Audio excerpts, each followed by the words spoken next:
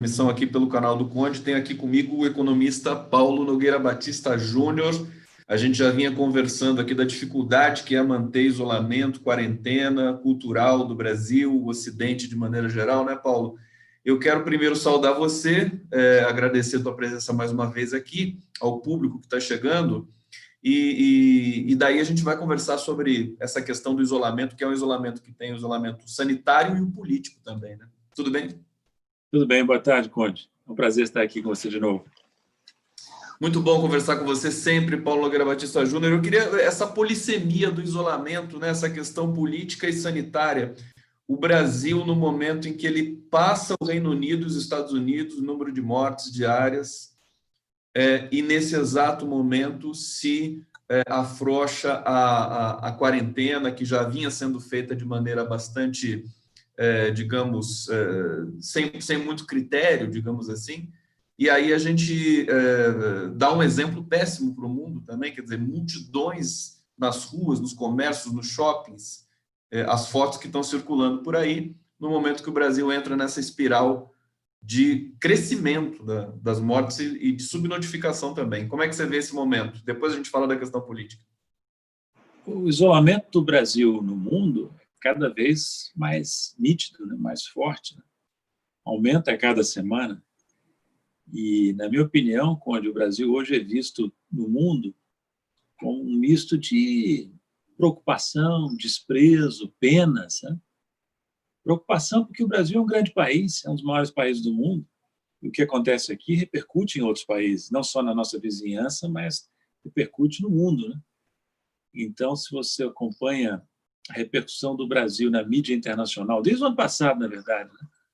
Mas agora, se agravando durante a pandemia, você tem um quadro às vezes, o Brasil é tratado com desprezo e com deboche, né? Mas frequentemente com críticas severas. Por quê? Por causa do meio ambiente, por causa do governo caricato que nós temos, né?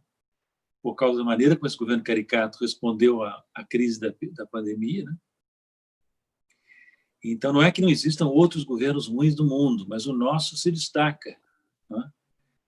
Está aí concorrendo, né, para ser certamente um dos piores governos do mundo e um dos países mais importantes do mundo, né? Então, é com muita preocupação que eu vejo esse isolamento do Brasil no mundo.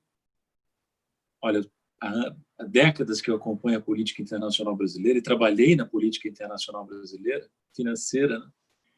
E, francamente, eu nunca vi nada de remotamente parecido com um desastre em termos de posicionamento internacional que o Brasil experimenta hoje. Isso tem várias consequências, né? Inclusive aqui dentro, né? A gente pode conversar a respeito, se você quiser um pouco mais. A situação política tá cada vez mais delicada, né, para o governo. Há um pedido de cancelamento de chapa, quer dizer, de anulação da chapa no TSE, possivelmente investigação para esse caso. Mas eu queria voltar à questão concreta do Brasil, sanitária, Paulo, porque nós estamos tendo um aumento do contágio, das infecções, e você tem aí esse afrouxamento de alguns governos estaduais sobre os quais pesaram aí a responsabilidade de intensificar ou de afrouxar o isolamento social. E não sei se você viu as fotos hoje pela imprensa, quer dizer, comércio de Campinas, 25 de março em São Paulo, tudo muito lotado, as pessoas, algumas de máscara, nem todas, e o pior de tudo isso é que as pessoas não têm dinheiro para comprar, né? As pessoas estão passeando, estão circulando. Isso decorre também de uma certa saturação. É muito difícil manter isolamento, né, em casa. O que você acha desse quadro, que é dramático para o Brasil? O Brasil começou a afrouxar. Duas coisas sobre isso. Primeiro, nós tivemos um espetáculo grotesco, patrocinado pelo Ministério da Saúde, aparentemente sob pressão do presidente, segundo consta, né, de tentar esconder os dados, maquiar os dados, esconder os dados. Isso repercutiu fortemente no Brasil e no resto do mundo. O governo foi obrigado a voltar atrás, até onde eu entendi, voltou atrás, para restabelecer a divulgação anterior. Foi determinação, inclusive, do Supremo, né? Mas, nesse meio tempo, o desgaste para a imagem do governo no Brasil e do Brasil no exterior é gigantesco. O Brasil, como disse alguém, aí não me lembro agora quem falou muito bem, o Brasil está sendo considerado uma mistura de Filipinas com Coreia do Norte. Filipinas é um país que tem a infelicidade de ter um presidente tão caricato quanto o nosso, um presidente de extrema-direita, o Duterte. E a Coreia do Norte é um país que se notabiliza por esconder tudo, não ter o mínimo de transparência. Então, olha o grotesco disso. E do ponto de vista do controle da pandemia no território nacional, nós fizemos, ou melhor, os governadores e prefeitos fizeram esforço considerável de quarentena, de distanciamento social, em condições adversas, com o presidente da República tumultuando esse esforço o tempo todo, de várias maneiras, pela sua maneira de falar do tema, colocando em dúvida, dificultando o acesso dos governadores a recursos, sabotando, criando confusão. E os governadores sob pressão também das empresas que querem voltar a trabalhar, das pessoas que precisam trabalhar. Porque uma coisa, Conde, a gente sofre com isolamento, é difícil para todo mundo, não é? Claro, mas uma coisa é a classe média, que tem dinheiro, tem reservas, classe média, classe alta, né? Tem lugar onde se isolar. Né? Outra coisa é o povo, que, na realidade, você vai nas favelas, na periferia das grandes cidades brasileiras, como é que você vai? Tem muitas reportagens sobre isso na mídia, né? Como é que você vai fazer o isolamento? Não tem moradia para isso. As pessoas vivem amontoadas, sem acesso a água, esgoto, né? E tendo que trabalhar, porque não tem dinheiro para ficar em casa esperando. E o governo não conseguiu colocar em prática um socorro emergencial. O socorro que foi feito tardiamente, as parcelas não foram liberadas a tempo, muita gente esperando. Então, é um desastre completo que está acontecendo. Você está sendo obrigado lá. Você está sendo obrigado, os governadores estão sendo obrigados a afrouxar as restrições, ou estão sendo obrigados a não ser, levados a isso, antes de terem controlado em algumas cidades, né? Onde eu moro, Florianópolis, até o quadro é muito favorável. Sabe? Mas em outras favorável cidades, a quê? Favorável ao controle da doença. Ao controle da doença? Por quê? É que não há muitos casos, os hospitais estão com reserva, poucos óbitos, entende? O prefeito tomou medidas aparentemente corretas, né? Cedo, né? Mas você vai a São Paulo, vai a Manaus, vai a Rio, vai a outras capitais do Nordeste e do Norte, o quadro é alarmante, realmente. Né? Infelizmente, é um quadro muito sério. Perfeitamente. Deixa eu saudar aqui o público que está chegando para acompanhar a nossa transmissão. Cássia Barbosa, saudações. Boa tarde, magnífico Condão. Traga tudo do seu melhor. Obrigado, Cássia. Sérgio Celso, nevando em Teresina. Vou brincar com o Paulo sobre isso daqui a pouco, sobre o nosso glorioso ministro interino da Saúde, Paulo. Até vou já dizer já para você rapidamente. Você viu o ministro interino, o Eduardo Pazuello, dizendo que a região norte, as regiões norte e nordeste têm mais a ver com o inverno do hemisfério norte do que com as regiões sudeste. O que você sentiu? Você achou engraçado? Você acha que ele... Qual que é o nível de intelecção tua desse episódio? Esse ministro interino é mais um sujeito caricato, despreparado, que entra no Ministério do Governo. São vários casos desses. Isso é uma piada, é melhor rir do que chorar. Muita gente está fazendo piada com isso. Mostra o total despreparo. Emblemático, né? Parece que eles estão falando entre si, né? Porque entre si eles aceitam isso, né? Sei lá. Olha, eu falo isso com total isenção. Não tem nada a ver com o fato do governo ser um governo que defende ideias, tendências que eu não defendo. É um governo totalmente incompetente. A equipe ministerial é uma vergonha. Uma vergonha para o Brasil. O Brasil não é um país.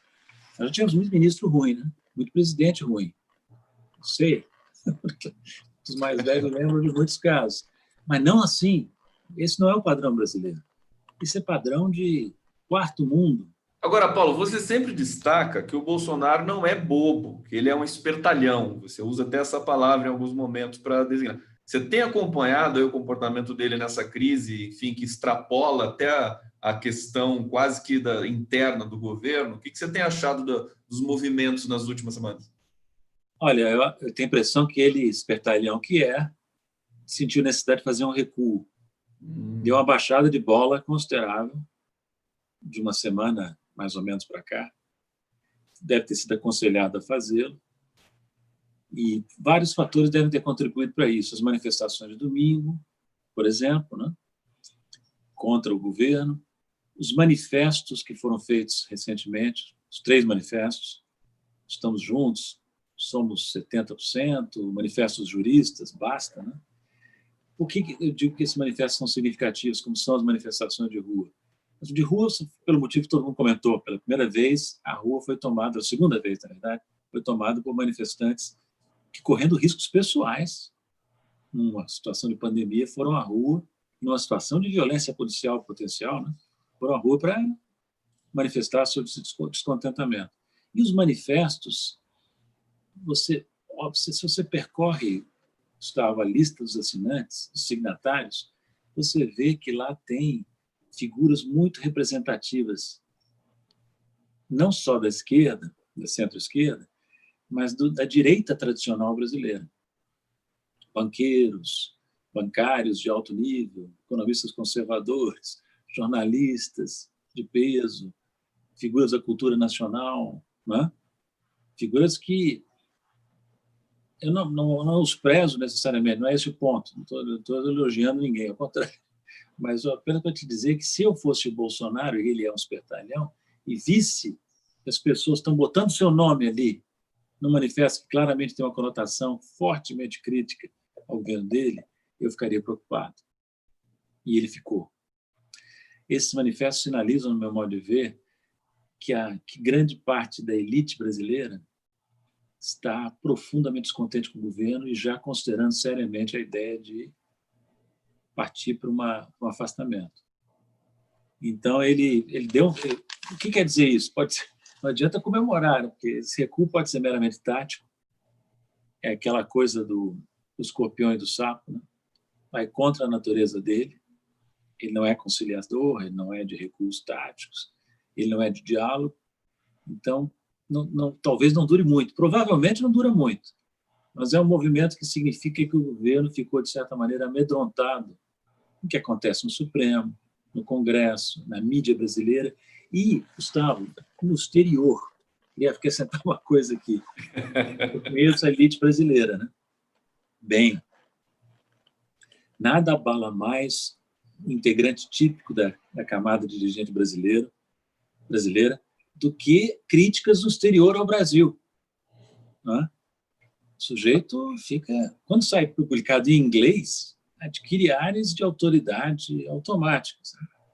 É o viralatismo da camada dirigente brasileira.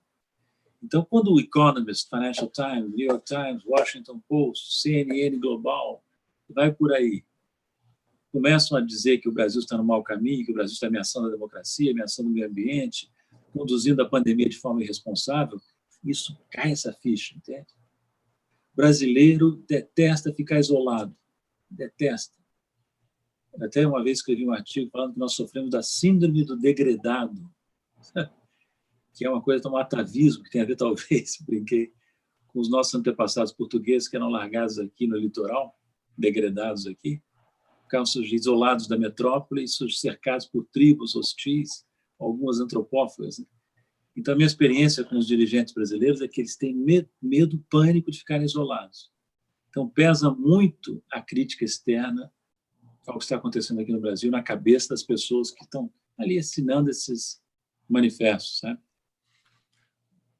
Muito interessante, porque você enquadra esses manifestos mais como sintoma do que como uma iniciativa propriamente. Quer dizer, o fato deles existirem com essas assinaturas representam realmente um esgarçamento, né? Uma impossibilidade de prosseguir nesse projeto, que não é nenhum projeto. Confere, Paulo? Confere, é. Acho que sim. Você vê que, por exemplo, o manifesto que mais repercutiu, Estamos Juntos, ele não chega a falar em afastamento do Bolsonaro, mas claramente se coloca contra as políticas que o Bolsonaro vem adotando e conclama esquerda, centro, direita a se unirem na defesa de certos valores da civilização, digamos assim, né? Contra no fundo, não se fala nem o nome Bolsonaro no manifesto, né? Mas ali, evidentemente, que toda a conotação é essa. Né?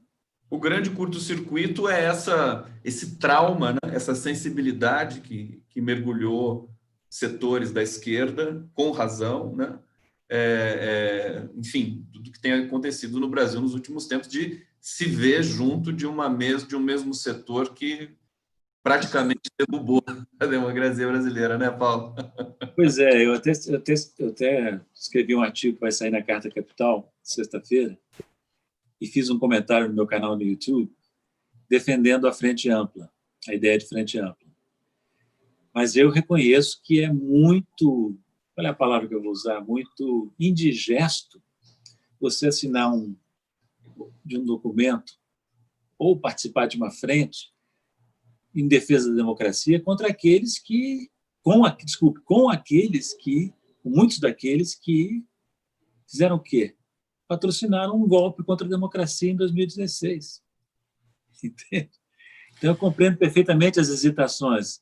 O meu problema, Gustavo, é o seguinte, é que a situação brasileira é uma situação realmente dramática. Nós estamos correndo riscos horríveis, como país, como nação, com esse governo descabelado, destrambelhado, que está aí, fascistoide. Né? Então, não se pode desprezar ninguém que se declare contra esse governo. Sabe? É esse que é o meu ponto, entende? Perfeitamente. Deixa eu vir aqui para o bate-papo. Sérgio Celso está dizendo que Evânia e Teresina tinha lido, Tânia Vieira dizendo aqui, boa tarde da Itália, cada dia mais incrédula com a situação do nosso país. Rosânia Alves, boa tarde a todos. Ana Luísa Ramos, boa tarde. Lula Inocente, Rio de Janeiro. Sônia Mourão, boa tarde. Paulo Nogueira Batista e Conde. Deixa eu ver se tem alguma pergunta aqui. Acho que o pessoal não fez pergunta ainda hoje. Inteligência acima da mídia, querido. Edmilson Magrão está aqui. Boa tarde, meu amigo Conde, convidado a toda a comunidade do canal. Obrigado, querido. Deise Ribeiro dizendo, Bozo está arquitetando maleficamente um meio de destruição da população brasileira. Tem um tweet aqui do nosso colega Márcio Postman que eu quero que você comente, Paulo. Ele diz o seguinte, golpe dado em 2016 segue o seu processo rumo ao fechamento pleno da democracia, tal qual em 1964, que percorreu 4 anos até chegar ao ato institucional em 68. Exemplo disso é a MP que arruína a autonomia universitária com indicação exclusiva de reitor pelo ministro da Educação. Você ainda... como é que você está vendo esse risco que tem dias que as pessoas estão mais sensíveis, dias menos sensíveis com relação ao autogolpe, essa questão de fechar? A gente tem uma quantidade de militares no governo que é uma coisa impensável. Nem nos piores momentos da ditadura nós tivemos tantos militares assim no governo federal. Como é que você vê? Essa comparação histórica que o Márcio Postman fez, eu já fiz também. Sabe? Acho que ele tem razão. Você pode ver que o golpe de 64 foi assim, foi em 2 grandes etapas, 64 depois 68, como disse o Márcio aí. Né? E antes de 64 também, né? Houve tentativas anteriores frustradas, né? Agora pode ser a mesma coisa, você teve o golpe de 2016 e agora o risco muito sério de um golpe mais profundo que acabe com o que resta da democracia brasileira, golpeada que foi, não só pelo golpe de 2016, mas pelas barbaridades que aconteceram depois, né? Inclusive a prisão do Lula, né? A condenação sem provas do Lula, né? E a exclusão dele do processo eleitoral em 2018. Né? Então, esse risco existe.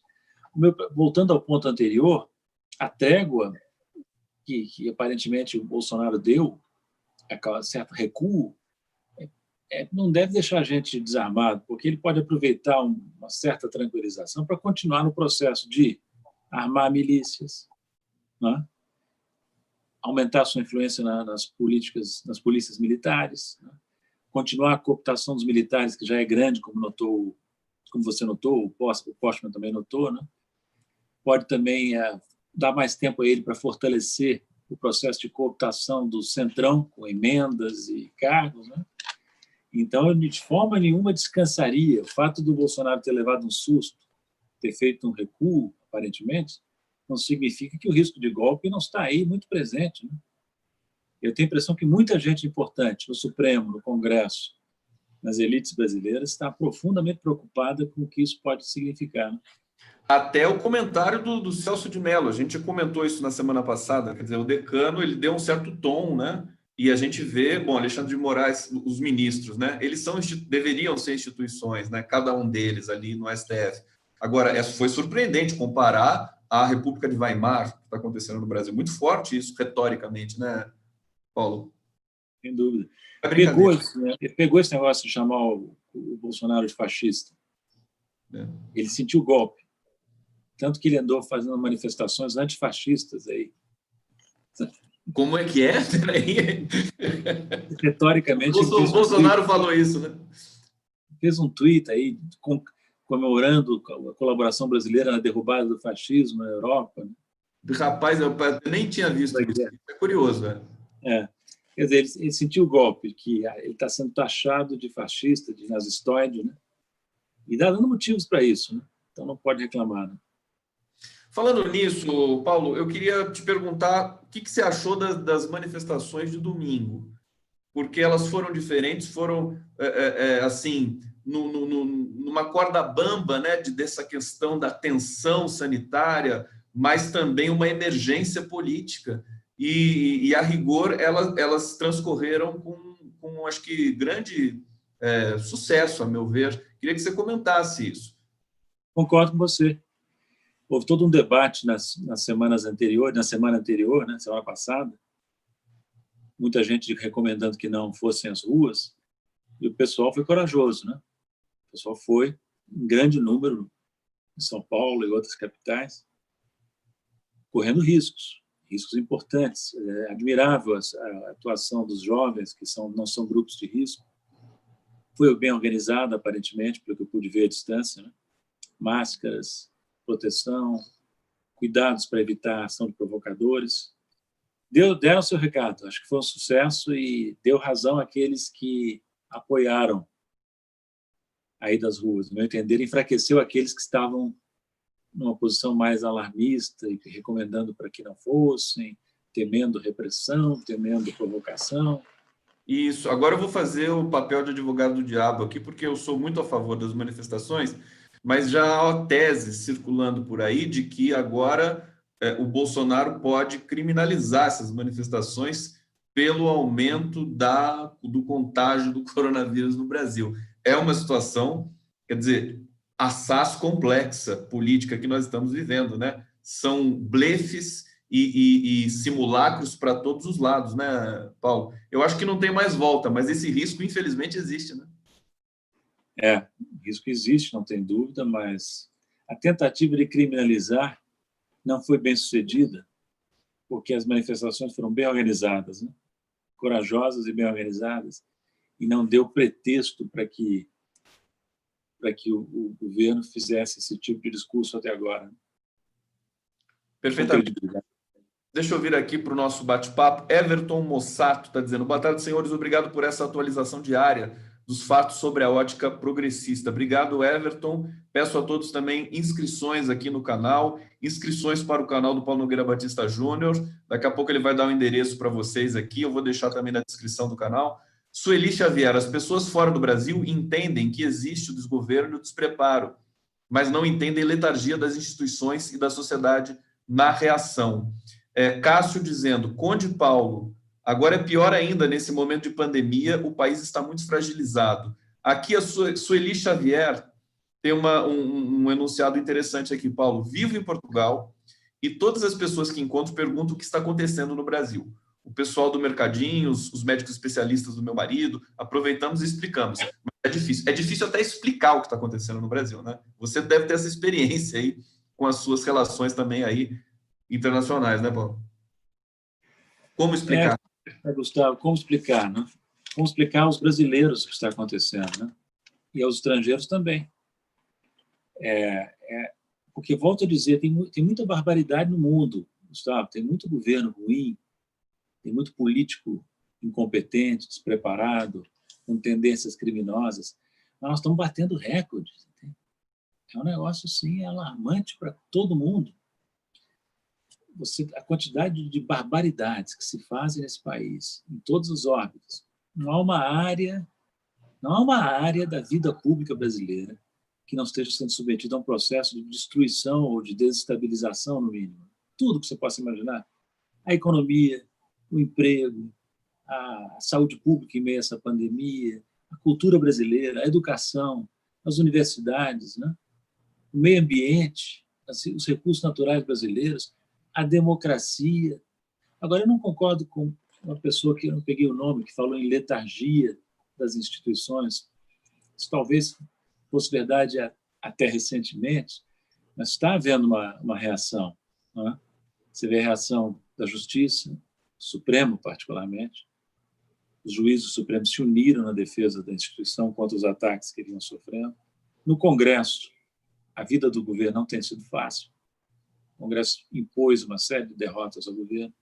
A mídia brasileira, não só as mídias de esquerda, claro, mas a mídia tradicional brasileira, as televisões, os grandes jornais, estão fazendo ataques sistemáticos, justificados ao governo, que está se isolando. O governo se isolou tanto, Gustavo, que até mesmo figuras proeminentes da extrema-direita abandonaram o governo. Até figuras barulhentas e folclóricas da extrema-direita, que tem tudo a ver com esse governo, abandonaram Bolsonaro. Então, ele criou, ele vai, como disse alguém, vai cavando a própria sepultura, né?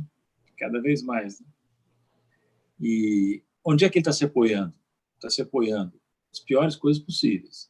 Milícias armadas, polícia militar em vários estados e na cooptação das Forças Armadas. Segundo alguns estudiosos, nunca houve tantos militares dentro do governo, nem mesmo na época da ditadura militar. Cada militar que está lá com cargo comissionado está ganhando uma vantagem, uma comissão, um DAS, né? Uma certa influência. Né? Então, ele associou grande parte das Forças Armadas ao governo. E você tem uma situação curiosa, você tem generais em posições de influência assistindo um governo que prega e pratica armar a população, criar forças paramilitares, quebrando o monopólio das Forças Armadas oficiais. Pois é. O Fernando Barros e Silva, jornalista, ontem ele tuitou sobre a perplexidade diante do ministro interino da Saúde, o Pazuello, ter feito aquele comentário sobre hemisfério norte-sul, inverno, verão, norte-nordeste, etc. Como as Forças Armadas foram, assim, perderam completamente a respeitabilidade, né, com essas expressões aí famigeradas no governo. Agora, eu queria lembrar você que nos Estados Unidos o Trump está enfrentando problemas similares, está enfrentando as manifestações antirracistas, e lá os generais da ativa, os militares, estão se pronunciando abertamente contra, por exemplo, sufocar manifestações populares dos americanos. Ato contínuo no Brasil, um brigadeiro também se manifestou contra o Bolsonaro nesse sentido. Você acha que ainda há uma possibilidade aí das Forças Armadas, que também é um risco, né? Que se eles se posicionarem de maneira muito forte, pode haver um outro tipo de golpe, quer dizer, sai Bolsonaro, mas entra o quê no lugar? Eu custo a crer que os militares vão afundar em conjunto com este governo incompetente e com péssimas ideias. O que o governo faz, Conde? O governo não faz absolutamente nada se não destruir. Não constrói quase nada. Não é exagero dizer isso. As Forças Armadas têm uma imagem duvidosa em vários setores, mas não tinham uma imagem tão ruim até agora, quanto estão tendo. Você vê que nos Estados Unidos, você tem razão, os Estados Unidos deram figuras importantes das Forças Armadas deram uma freada no Trump. Né? E, aliás, falar em Trump, uma coisa positiva que pode nos acontecer seria o Trump não se reeleger, porque isso agravaria ainda mais o isolamento do Bolsonaro, tiraria um ponto de apoio importante, e as indicações que eu tenho lido na imprensa internacional é que o Trump está lutando mesmo pela sobrevivência e corre o risco de não conseguir se reeleger. Por quê? Porque enfrentou de maneira incompetente a pandemia. Lembra alguém, né? O desgaste que um presidente sofre ao ser irresponsável e incompetente na enfrentação de uma crise de saúde pública como essa. Então, pode ser que nós tenhamos uma surpresa boa. Nunca foi tão... Eu já disse isso aqui para você, né? Acho que disse, nós conversamos sobre isso. Nunca uma eleição americana foi tão importante quanto o Brasil, quanto esta para o Brasil. Você não tinha dito isso para mim ainda, não. Agora Não. eu te agradeço por dizer, porque é isso mesmo. Então, olha só, ainda Paulo, que Joe Biden não seja nenhuma Brastemp... Como é que é? O Biden não é nenhuma Brastemp, evidentemente, mas seria uma importante a vitória dele em novembro. Perfeitamente. Estamos chegando aqui no bloco final. Lê o último comentário aqui da Verônica Vidal, muito bonito. Ela está dizendo: o repórter pergunta a Alberto Fernandes, da Argentina, da angústia do isolamento. Ele responde com pergunta: é angustiante salvar a sua vida? E completou: angustiante é não ter um governo que nos proteja. A diferença é de ter um chefe de Estado, né? Angela Merkel também, parece que todo dia ela fala com a população alemã. Então, você tem uma outra dimensão na relação do cidadão com o Estado em meio à pandemia. Para terminar, Paulo Nogueira Batista Júnior, você falou do Lula em algum momento, e eu fico pensando que se o Lula tivesse assinado aquele documento lá do Estamos Juntos, ele estaria sendo fortemente criticado.